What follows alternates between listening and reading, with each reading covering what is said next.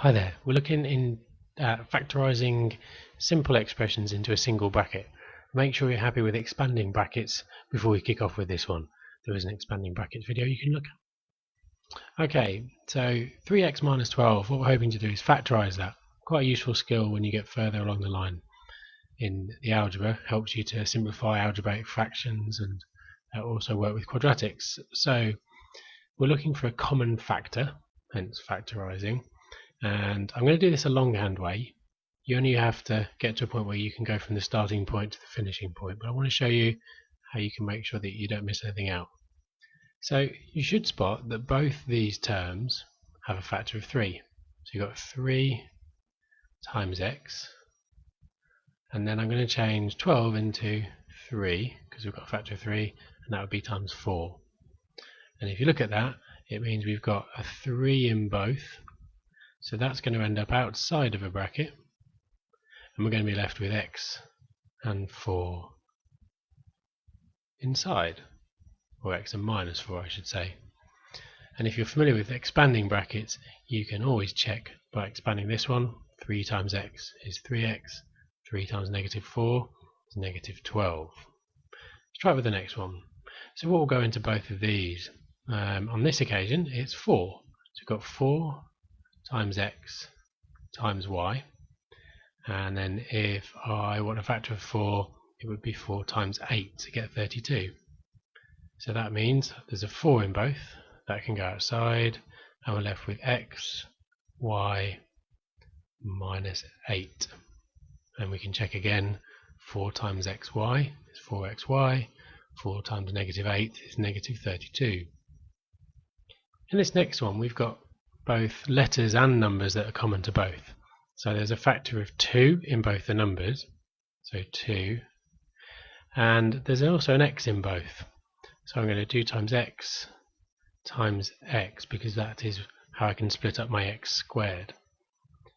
I'm looking for a factor of 2, so that will be 2 times 2 to get the 4, times the x, times the y. Just ensures that you get everything. So if we just go through and carefully check, we've got a 2 in both, so that can go outside the bracket. We've got an x in both, so that can go outside the bracket.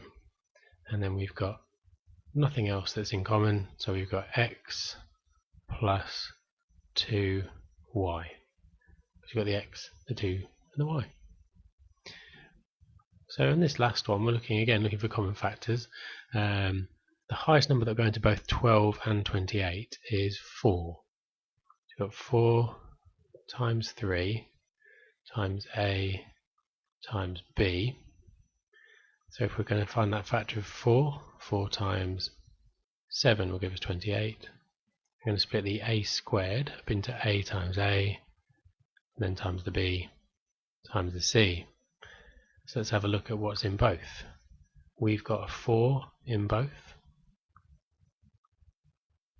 We've got an a in both. And we've got a b in both.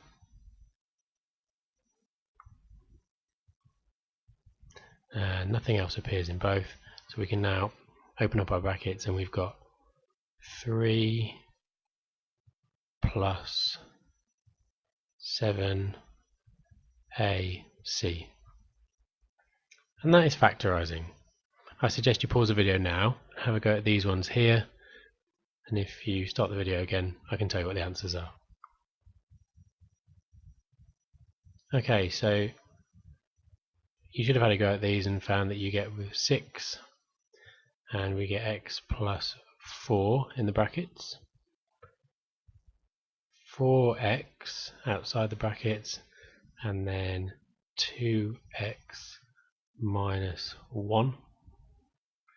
For this one, 2 goes into both, x goes into both, and y goes into both, leaving us with 3 plus 5x.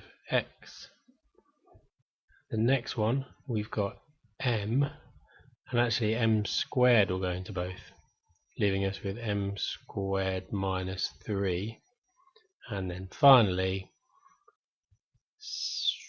so I was about to say 6.